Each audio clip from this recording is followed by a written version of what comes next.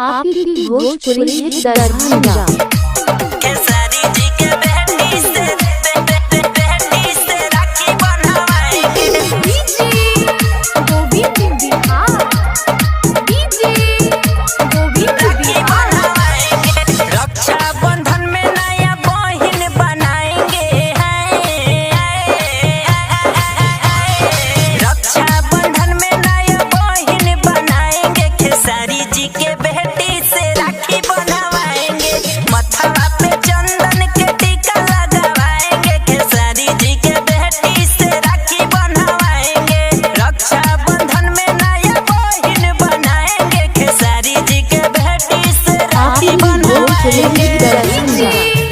लागे ना कहबो के हुआ के नजरिया करेंगे दुआ लग जाए मोरी उमरिया सारी जी के बेटी से राखी बनवाएंगे।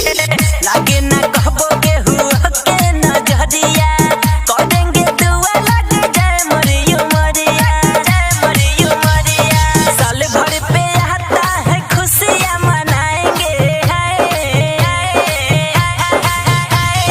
साल भर पे खुशियाँ मनाएंगे खेसारी जी के बेटी से राखी बंधवाएंगे। रक्षा बंधन में नया बहिन बनाएंगे खेसारी जी के बेटी से राखी बंधवाएंगे। खेसारी जी के बेटी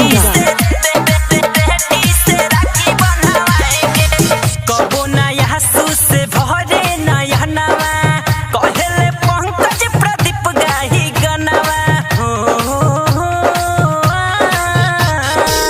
कबो ना आंसू से भरे नया नवा कहले सरगम प्रदीप गाही गनवा राखी बनवाएंगे। गाड़ी धके महू से छपरा को जाएंगे। गाड़ी धके महू से छपरा को जाएंगे। खेसारी जी के बेटी से राखी बनवाएंगे।